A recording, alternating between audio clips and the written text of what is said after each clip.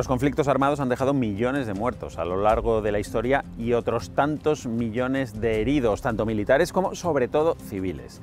Vamos a fijarnos hoy en todas esas víctimas, en la medicina que se ocupa de ellas y que tantas vidas ha salvado. Veremos cómo se organizan los diferentes tipos de hospitales de campaña, cuál es la labor de los sanitarios y cómo se organizan los campos de refugiados donde cientos de miles de civiles requieren una atención médica integral.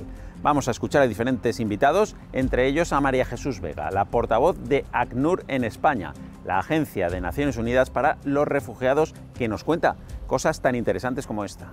Es importantísimo el organizar esa atención médica y psicológica. Nada más cruzar una frontera, lo primero que se mira es cómo están las condiciones médicas. A los niños se les pesa, se mide la masa muscular, se ve si tienen algún tipo de malnutrición y también se ve un poco en qué condiciones psicosociales hay. Arrancamos ya, como siempre lo hacemos primero con un rápido repaso de la actualidad en menos de 3 minutos.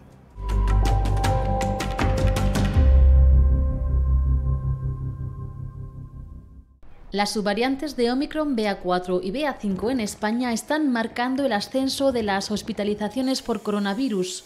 El Ministerio de Sanidad notificó este martes 50.235 nuevos casos y 122 muertes.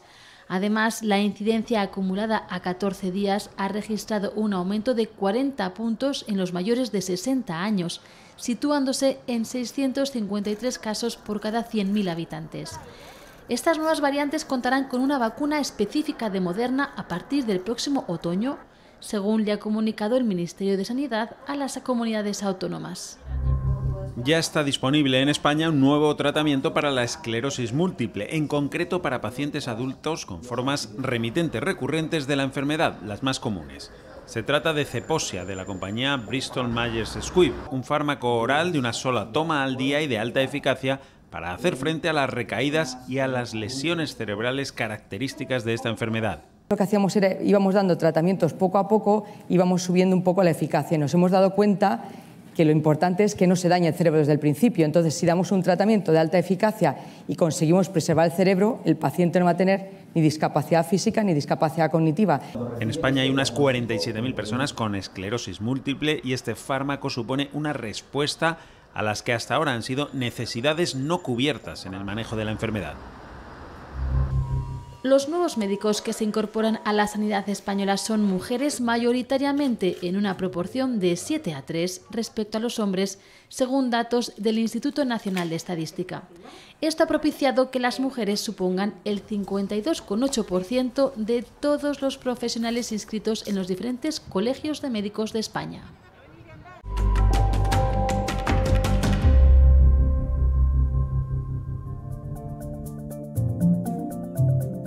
Si ponemos el dedo al azar sobre el mapa mundi, es fácil que encontremos en ese lugar un conflicto bélico.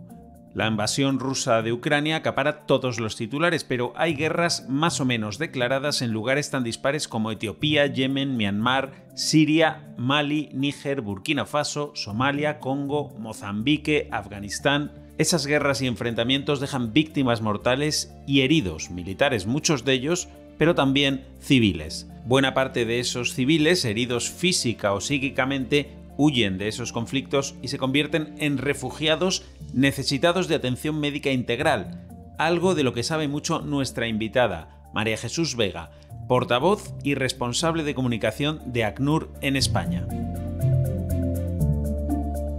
María Jesús, ¿qué es ACNUR? ¿A qué se dedica? Yo creo que mucha gente lo sabe, pero quizá hay algún espectador que no lo sabe. Cuéntanoslo.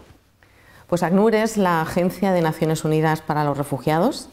Fue creada en el año 51 por la Asamblea General de Naciones Unidas para paliar pues, los efectos devastadores que tuvo la Segunda Guerra Mundial sobre la población de refugiados y para pedirnos que pudiéramos trabajar para proteger a todas esas personas que habían sido perseguidas y que necesitaban pues, protección internacional. Claro, pero ¿a quién se considera oficialmente un refugiado, ¿no? Porque no toda persona que sale de su país es refugiado. ¿Cuándo hablaríamos estrictamente de un refugiado? Un refugiado es una persona que ha salido de su país, que ha cruzado una frontera internacionalmente reconocida, huyendo de la guerra, de la persecución y o también de Persecución por razones de raza, religión, opinión política, por pertenecer a un grupo social determinado, por su nacionalidad, personas que huyen por motivos de género, por ejemplo, y no puede volver a su país porque su vida o su integridad física corre en peligro. Eso es un refugiado, pero en ACNUR estamos trabajando ya desde hace muchos años con desplazados internos, mismas circunstancias, sin cruzar fronteras, con apátridas, personas que no tienen una nacionalidad ni un Estado que les reconozca la ciudadanía, y con solicitantes de asilo. Claro, lo que pasa es que vemos muchos campos de refugiados. Esto responde a que quizá no se da la respuesta internacional a la que tendrían derecho estas personas y se las acaba, pues eso, llevando a especie de guetos, ¿no?, que hay que construir, levantar para darles unas mínimas condiciones de vida, ¿no? ¿Cuándo y por qué se establecen campos de refugiados? Bueno, cuando vemos un campo de refugiados probablemente es porque la respuesta más adecuada no es la que se está dando. El ideal es que una persona refugiada pueda integrarse dentro de la sociedad del país al que llega para poder empezar una nueva vida.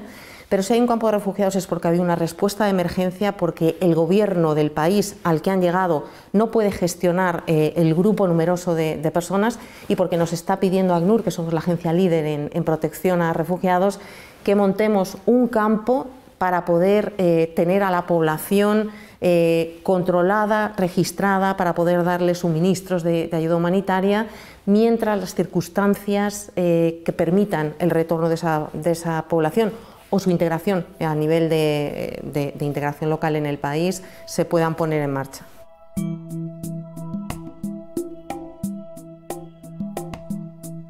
Estamos hablando de las víctimas civiles de los conflictos armados. Vamos a ocuparnos ahora de las víctimas militares. Solo en la Segunda Guerra Mundial murieron unos 22 millones de soldados y muchos más resultaron heridos. Como es lógico, en cualquier zona de conflicto, la atención médica y en concreto los hospitales de campaña se vuelven imprescindibles y fundamentales. Visitamos esta empresa de Zaragoza donde se fabrican, entre otros equipamientos, hospitales de campaña para cualquier país del mundo. Existen 3 tipos: Role 1, Role 2 y Role 3, según la distancia al foco del conflicto y según sus capacidades. El Role 1 sería aquel que está justo en la zona donde está el conflicto, en el campo de batalla, por decirlo, de una forma concreta, que tú lo que haces es estabilizar al herido. Luego está el Role 2, que puede ser básico o mejorado, y ahí ya tienes servicios de cirugía, y luego el Role 3 ya es un hospital donde ya también te pueden intervenir, o vas intervenido donde haces pues la recuperación, ¿no? Es una hospitalización. Y el Role 4 pues sería el Gómez-Ulla de Madrid. La complejidad de un hospital de campaña Role 3 es enorme, su precio también. Solo unos pocos países en el mundo cuentan con este tipo de infraestructuras. Es una de las cosas más complicadas que te pueden pedir. Hay más de 1.100 proveedores, que entre todos hacemos un hospital de campaña, porque además un hospital de campaña normalmente tiene que trabajar o dar servicio en un entorno totalmente hostil, donde realmente los servicios son escasos o nulos, con lo cual tiene que autoabastecerse y ser totalmente autónomo. La pregunta que surge de inmediato es ¿cuánto tiempo se tarda en fabricar un hospital de estas características? Te puedo poner un ejemplo real. En el año 16 nos descargaron el Ministerio de Arabia Saudí 7 Role 3 y los servimos en 15 meses. Sí que es cierto que el primero tardó 7 meses en salir, 7-8 meses, pero luego cada mes y medio salía uno. Los hospitales de este tipo muchas veces se pasan meses o años sin uso, almacenados, hasta que se requiere su traslado y despliegue a una zona de conflicto. La rapidez en el transporte y la instalación son fundamentales. Normalmente van por barco y desde que un Role 3 de 200 camas, donde van a trabajar 350 personas, a nosotros nos cuesta unos 15 días desplegarlo. Solo 15 días para tener lista una infraestructura capaz de atender e intervenir a cientos de heridos de casi cualquier lesión, como se haría en un hospital convencional.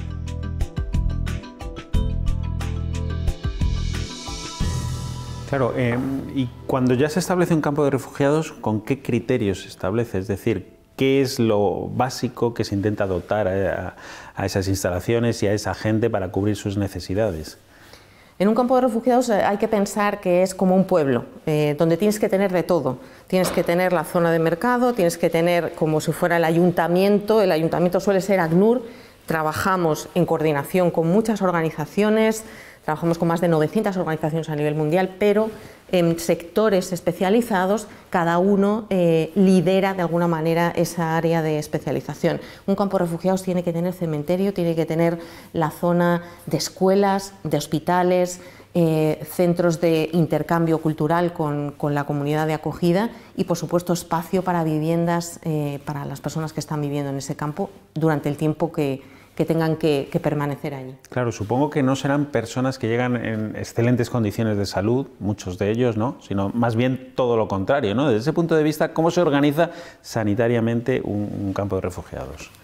Los refugiados suelen llegar a veces en situaciones muy duras. O sea, hay gente que se nos muere en la frontera, nos ha pasado con muchas crisis, por ejemplo, en Somalia, la gente que cruzaba hacia Kenia, pues a veces llegaba moribunda y simplemente cruzaban, habían llegado y fallecían.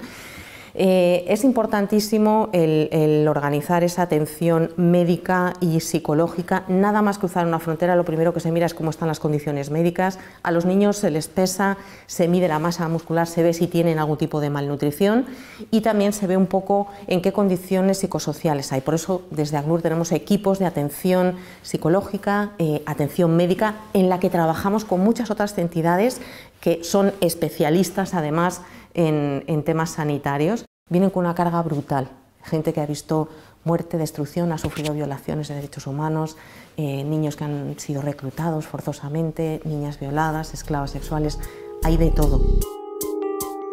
Vamos a fijarnos ahora en cómo son los distintos hospitales de campaña militares, los ROLE 1, 2 y 3. Un ROLE 1 concretamente es un hospital como el que estamos ahora mismo, que más que un hospital es un centro de atención de emergencias, que tiene básicamente capacidades de recepción de paciente, unas triaje para ver qué es lo que la patología que tiene muy de emergencias, y a partir de ahí lo que se hace es una estabilización muy rápida del paciente y una evacuación a niveles superiores de roles, que ya nos indica que el hospital tiene mayores capacidades sanitarias. Es decir, una vez que el paciente es evacuado de un nivel 1, el paciente tiene que ser diagnosticado con mayor precisión.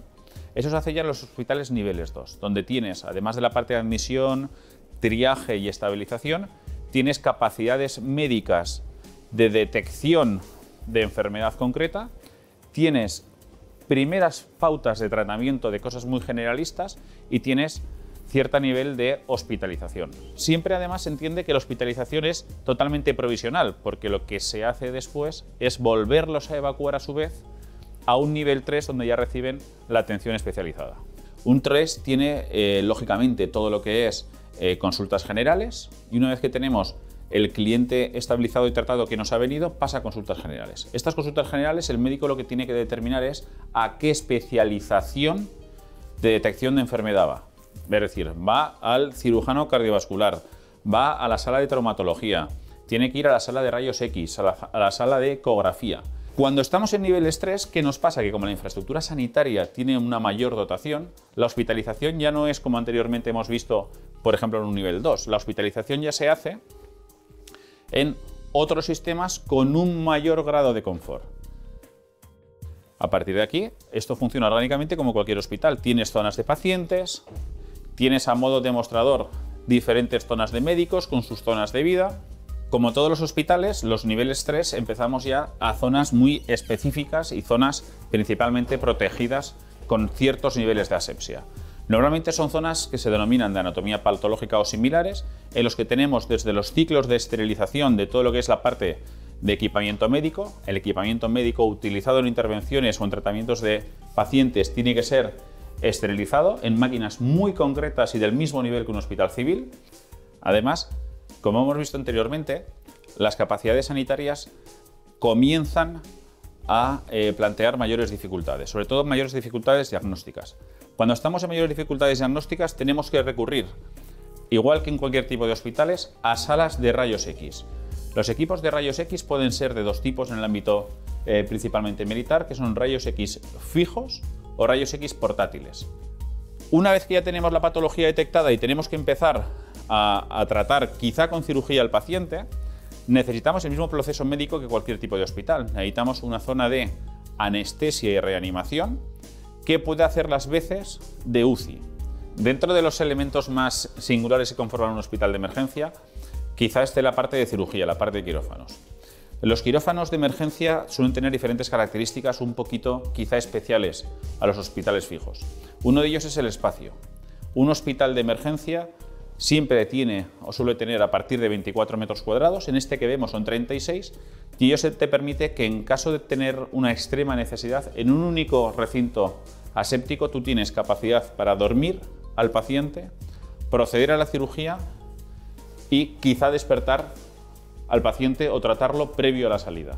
Todo esto, la existencia de hospitales de campaña y su dotación puede marcar muchas veces para un soldado la diferencia entre la vida y la muerte.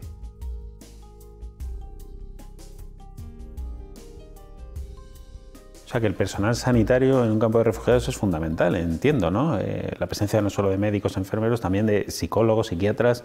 Supongo que habrá un equipo amplísimo de esto, ¿no? Definitivamente lo hay, un equipo que está muy coordinado con trabajadores sociales, que está coordinado con el equipo de protección, con los abogados que están atendiendo también bueno, pues la documentación de estas personas, con el equipo educativo, porque muchas veces en el entorno del colegio, cuando el profesor o la profesora detectan alguna circunstancia, con los líderes religiosos, en fin, el personal sanitario es fundamental, el personal médico dentro de un campo de refugiados, y forma parte indispensable de todo ese trabajo con ellos y con los de logística, cuando planeamos el saneamiento, cómo se distribuye un campo, dónde cavas la zanja, dónde pones la letrina, cómo explicas a la gente que la vaca o la cabra no puede defecar al lado de la tienda, porque si hay agua y hay lluvia se contaminan los pozos. Todo eso es algo que tiene mucho que ver con la salud y por eso tenemos que trabajar codo a codo con el equipo médico. Claro, ¿y cómo es un hospital en un campo de refugiados? ¿Hasta qué punto puede actuar? Hay cosas, imagino, intervenciones que a lo mejor no puede hacer, hay que derivar a esas personas a otros sitios. ¿Cómo es? Bueno, en un inicio se cuenta con lo básico. Yo recuerdo pues, alguna misión que he hecho a terreno, pues, por ejemplo en Kenia, la ambulancia era una carretilla, literal, pero literal. O sea, que en muchos casos no cuentas con los medios ni en la zona en la que está el campo de refugiados, que es la que te ha asignado el gobierno, que es procuras que sea a más de 80 kilómetros de la frontera para evitar incursiones. Pero muchas veces no hay ningún medio ni grandes hospitales, entonces tenemos que gestionar con lo que podemos. A veces hay en las capitales materiales que se pueden traer a los campos, procuramos también que esa atención médica y esos recursos sanitarios aprovechen a la población local para que no haya agravios comparativos, que haya una buena relación entre refugiados y locales.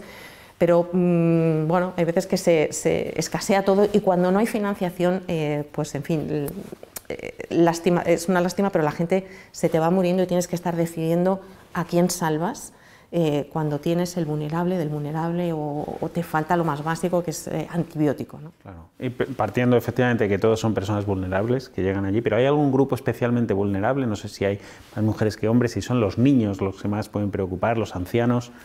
Pues en contexto de refugiados normalmente el 85% son mujeres, niños y niñas. En muchos casos los hombres se han quedado porque han tenido que luchar o les han reclutado o han fallecido y se ven ellas solas con los niños.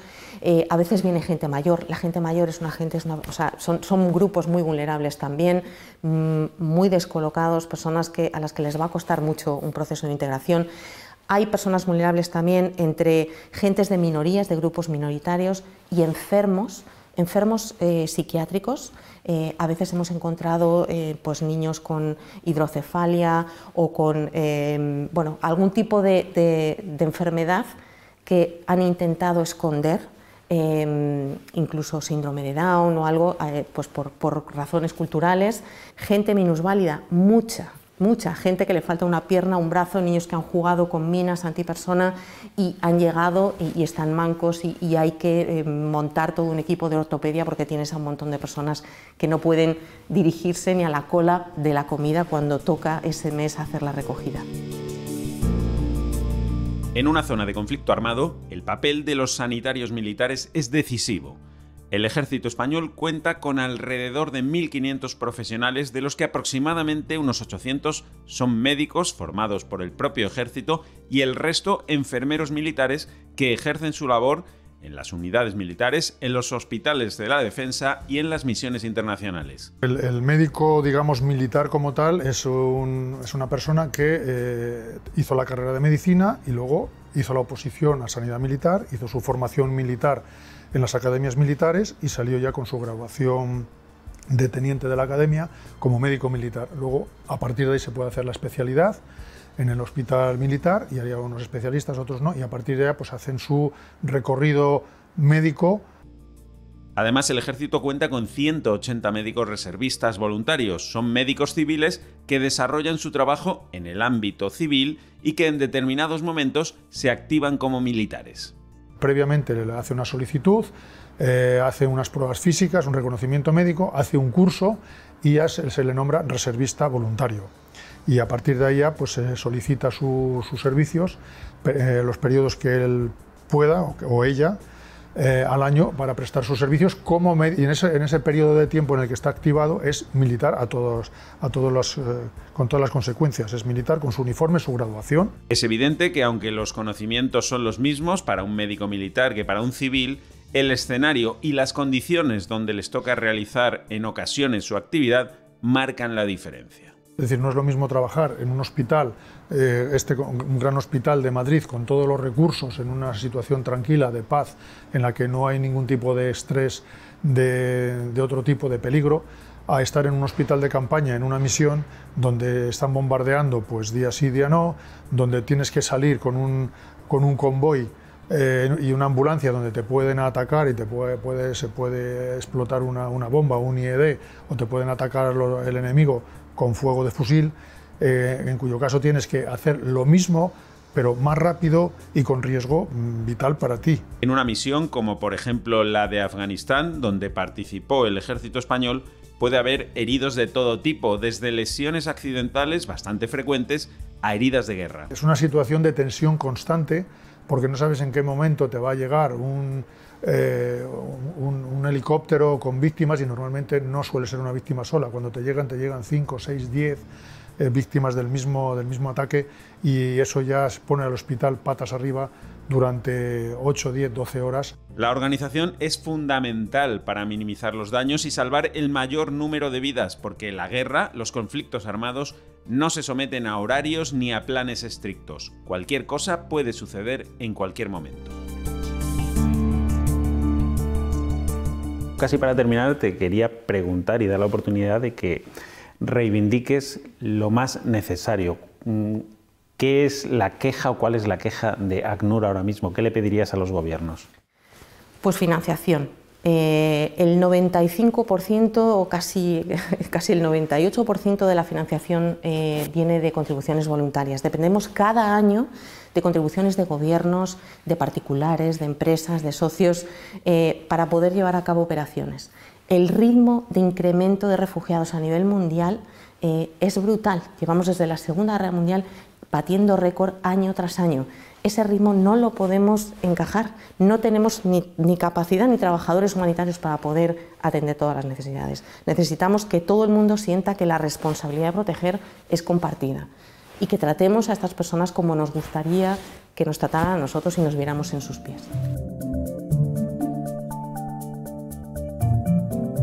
Los conflictos armados dejan múltiples secuelas, heridas y pérdidas de todo tipo, tanto en la población civil como en la militar.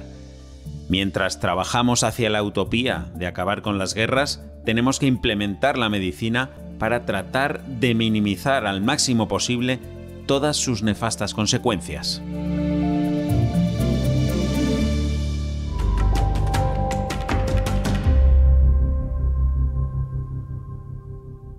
Bueno, y llegamos al consejo, el tramo final de diagnóstico, hoy con nuestro especialista, el doctor César Casado, que hace una reflexión desde el punto de vista de la medicina sobre la guerra y sus secuelas en las víctimas. Cuando hablamos de medicina de conflictos, tendemos a pensar solamente en lesiones relacionadas con heridos de bala, bombardeos o explosiones en combate, y no solemos recordar que los conflictos repercuten sobre la salud mental de todos quienes participan en ellos, tanto de forma activa como pasiva, y solemos olvidar la repercusión de un conflicto en los aspectos cotidianos de una sociedad, incluidos los sanitarios. Es decir, un conflicto no solo repercute en la salud por las lesiones directas que produce, físicas o mentales, sino que interfiere o impide directamente el acceso a atención médica, tanto a los tratamientos como a los diagnósticos. Piensen, por ejemplo, en un paciente con cáncer que no puede ser tratado con quimioterapia, ni radioterapia, ni siquiera ser operado. Esta también es una víctima del conflicto. Igual que el personal implicado en la atención sanitaria en un conflicto no solamente es el médico o la enfermería, sino también tenemos conductores de ambulancias, o personal de limpieza y todos quienes hacen posible que un hospital funcione con mínima efectividad. La patología no es solo la que se refiere al momento puntual. Todo es dolorosamente afectado en medio de la guerra, que además deja muchas heridas a largo plazo, de todo tipo, y muchas de ellas jamás cicatrizan. Bueno, pues nos hemos quedado sin tiempo en este programa en el que hemos tratado de acercar la realidad de la medicina en lugares de conflicto. Ya saben que volvemos con todos ustedes la semana que viene, les emplazamos entonces, no nos fallen, volveremos con un nuevo asunto de salud contado desde una perspectiva muy diferente. Hasta entonces.